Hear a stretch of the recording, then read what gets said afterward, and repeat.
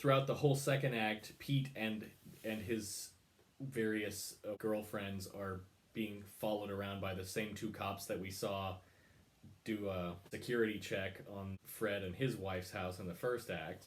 And the very last scene of the movie is these two cops chasing Fred in his car out into the desert. Only now it's like a line, like a long line of cop cars, like going off into the distance on this desert highway.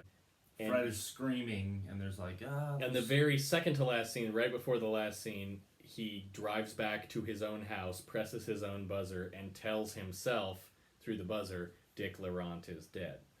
Which you would think is the name of the mob boss, because that name has come up 3 times, and he is the guy who was most recently killed. But we have been hearing throughout the whole movie that this guy's name is Mr. Eddie. So actually, I don't know that we ever meet a character called Dick Laurent at any time in the movie. At no point did we meet a character named Dick Laurent. It's kind of a fun name to say, Dick Laurent. Dick Laurent. Why don't they call him Richard Laurent? Let's get to discussing the themes of this movie. So that was an explanation of the plot, which kind of makes it sound a little bit more sensical than it actually is. Wouldn't you agree, Leighton? It takes some effort to even extract that much storyline from the plot. Yeah, absolutely. Because as the movie's happening, you're kind of like, wow. yeah, or sucked in, and there's so much mood. We did explain that the Ghoulish Man and Fred killed the mob boss at the end together, right? He and the Ghoulish Man both kill the mob boss, Mr. Eddie. And he's also in that scene holding a camcorder, which is kind of links into the videos, although we still don't know if he's the one who actually left the videos in the first act. So I guess this kind of comes, this very thing that just happened, which is we finished telling the plot and we were talking about it, and then you had to go back and tell something. That's kind of an effect of the movie itself, because it's kind of impossible to differentiate unimportant details from important details, so it's hard to movie to summarize. Yeah. Because it's really kind of a series of happenings that you don't know in what way they do make a plot or a beginning, middle, end, or anything like that, right? Would you say? Yeah. I would totally agree with that. Hit me with a question. Mm-hmm. Okay. Why do you think that the Pale Man betrayed the old crime boss at the end, which leads back to that point that we just made? Why do you think that he killed the mob boss? Or why he switched sides? Because originally we're led to believe that this ominous being is on the side of the mob boss, but suddenly he and Fred are working together to murder this mob boss, you know? Yeah, so it's, first of all, you don't know what side anybody's on. We've heard it said that he's a friend of Dick Laurent's. We see him on the phone when Pete is on the phone with... He has a phone conversation with Pete in the motel room. We've met before. Nearly the same exact one. But your take on the Pale Man? So why did he change sides? Well, I would say that he's not actually a person.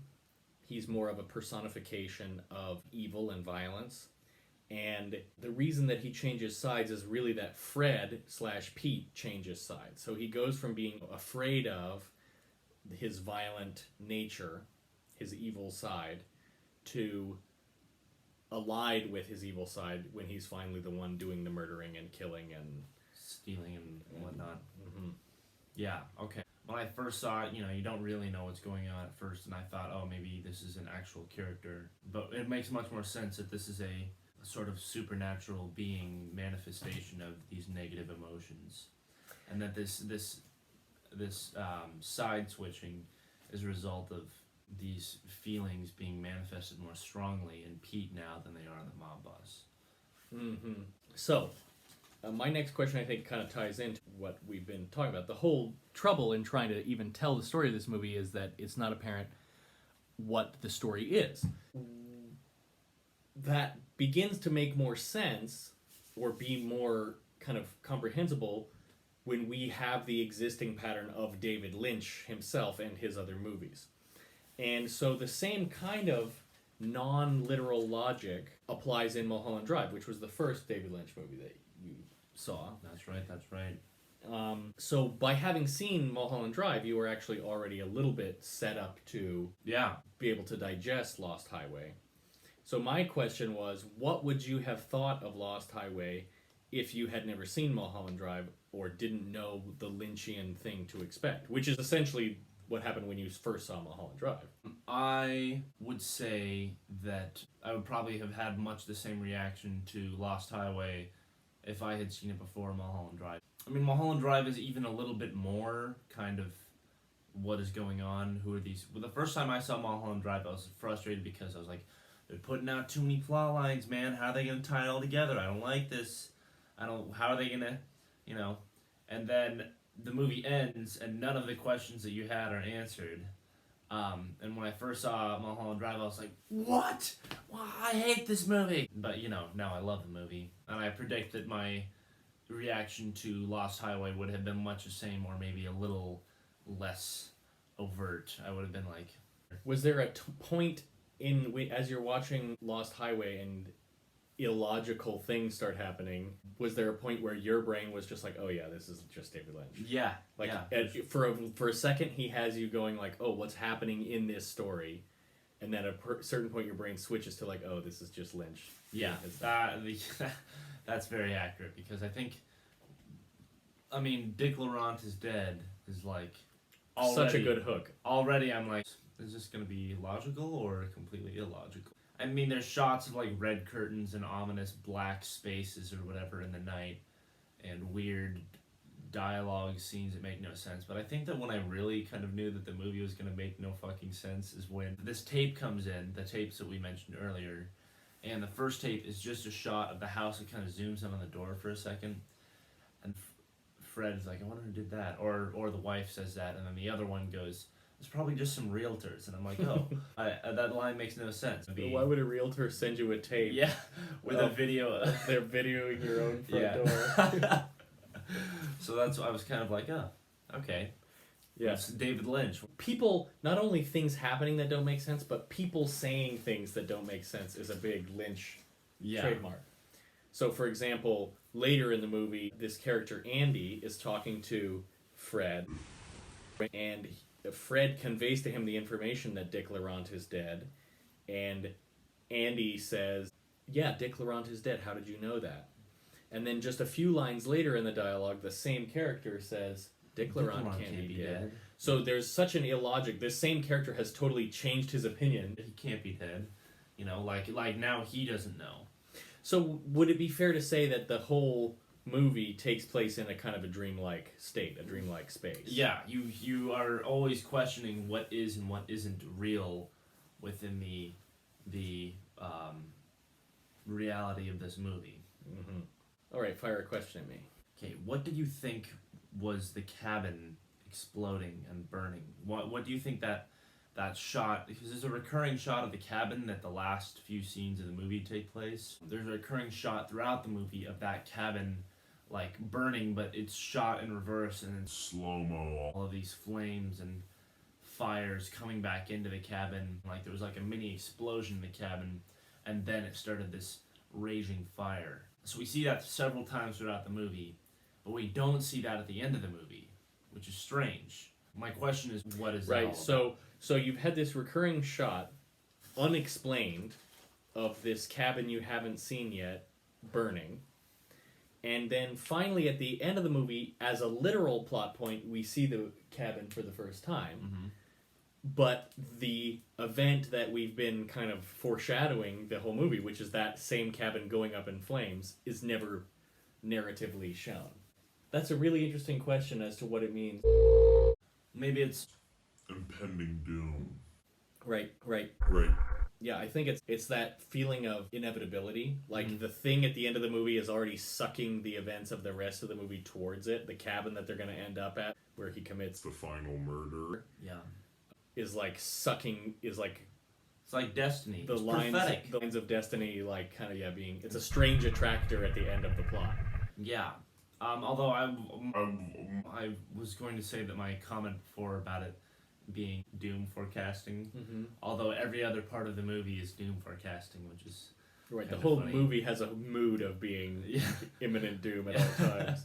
But yeah, it's just such a cool shot, and the question is... Shoot, I totally lost my line of thought there. Okay, I have another question for you. Where do you think the videotapes did come from? Ooh, you don't think the Pale Man is real? You think it was the Pale Man that took Oh. them? And if so, why? Or what's his motivation? But if the Pale Man took them and he is not real, then logically the tapes are not real either. And those scenes are just some sort of imagining within Fred's mind. You don't have to say I would say you don't have to say imagining per se. You could just say that The real life events and his psychology are both kind of intersecting in the film that we're seeing. seeing. Well, we see the Pale Man, the ghoulish man. Sounds like a horror movie villain, like Pale Man. The Ghoulish Man. The Ghoulish Man. Well, his name in the script is the Mystery Man, The Mystery Man, which reminds me of Mystery Men. which is a great movie. Yeah. If the Pale Man if the Ghoulish Man was taking the video, I like Ghoulish Man better than Pale Man. If the Ghoulish Man was taking those videos, because he's the only character that we see with a camera like that, like a handheld camera that produces that kind of footage. If he's a person taking the video, maybe he's just acting out through another person, like a blank vesicle that is carrying the spirit of the Ghoulish Man. Maybe it's just some faceless crony that's hired by Dick Laurent. Yeah. And the Ghoulish Man is acting through said crony and filming. So let me ask you this. This is a question you just made me think of. You know, our protagonist that we follow, Fred/Pete, actually ends up being every bit as gruesome, in fact doing much worse things than all the bad guys that he's against, like the mob boss and the Pale Man and things like that. So is our hero really a hero at all? Do we root for him at all, or is he actually the most evil person in the movie is our protagonist? Well, we root for him before we see all the things that he does. But maybe the idea behind Pete/Fred is the idea that he's just a tragic character. Like, yeah, he's evil and stuff, but you know how tragedies are usually you're supposed to see this fatal flaw in the main character. Mm-hmm. I mean, there are flaws behind Fred and Pete, but they're not things that he could control. So they're just things that lead to these horrible actions happening. Yeah, Fred and Pete were Evil. but they were also unlucky. One of your theories was perhaps Pete is the real character and Fred is this imagining of his. Or maybe he's schizophrenic, and this is one of his other alter egos that's, being affected, or that's playing out these different parts throughout the movie. So it could be that his murdering people is a result of being him insane. It could be that the murders are him being an unfortunate bad luck receiver in circumstance. When he killed the mob boss, are we supposed to feel sorry for the mob boss? Because the mob boss seemed like a pretty big piece of shit too. So maybe him joining forces with the Ghoulish Man is supposed to be seen as a moment of triumph. There. Like he's presiding over this other very clearly evil person. So is it necessarily that Pete and Fred are evil, or that they're just unfortunate receivers of bad luck? You almost see the whole plot is set in motion by Fred's jealousy. It certainly, if he does kill his wife, that's why, right? Because Right. presumably we don't know, because there's no actual scene of him killing his wife, or there's no building action leading up to him killing his wife. We just suddenly reach a point where he has killed his wife. But right? Yeah, right.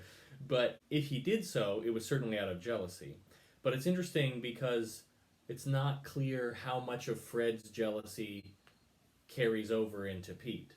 Right. Pete isn't jealous. The mob boss that wants to murder him is jealous, or as close as jealousy and rage can get to each other. The mob boss is like, you're sleeping with my girlfriend. Hey, you sleeping with my girlfriend. Hey, Hey, you! I want to talk to you. Hey, Petey boy. hey! You think you could just nick my dame?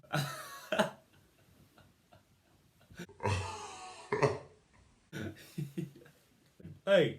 This is a film about a man who's in trouble. This is a film about a man who's in trouble. That's from a David Lynch interview where someone asks, "What is this movie about?" And he's like, "It's a film about a man in trouble." I'll just say it's a film about a man in trouble. Yeah, you got another question for me?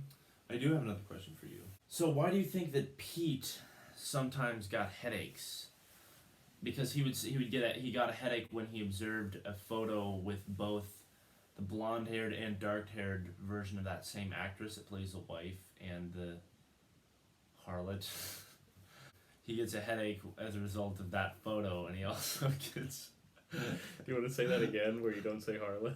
where he starts to get a headache when they're robbing the house, and he sees a picture of both the white version of the actress and the blonde-haired femme fatale version of the actress. He gets a headache there, and he also gets a headache earlier in the movie when he's working as a mechanic, and he suddenly hears sax playing over the radio, and it's the same scene that we saw Fred playing the sax in, or it's the same song take as earlier in the movie when Fred is playing the sax. Gets a headache then too. So what do you think that's all about? I certainly didn't realize this while we were watching it, but just you saying and noticing, pointing out when he gets a headache. Hey, Because we also, when we first meet the guy, he has this like huge like deformity. on his head, Yeah, but he's then got like he was hit there. then like slowly goes away. But it seems like he gets a headache every time that his reality comes close in contact with Fred's reality. Like he sees that there's two women, or he hears a song that the alter ego was playing on stage. So the headaches are something about when Pete and Fred are about to intersect, or when the two personalities are when the two worlds are going to collide, is when he gets a headache. The parallels of those two diverging timelines. When one veers too close, the other one gets a massive migraine. Yeah. What's that about? I don't know. I don't know. What do you think? It was like, what's that about?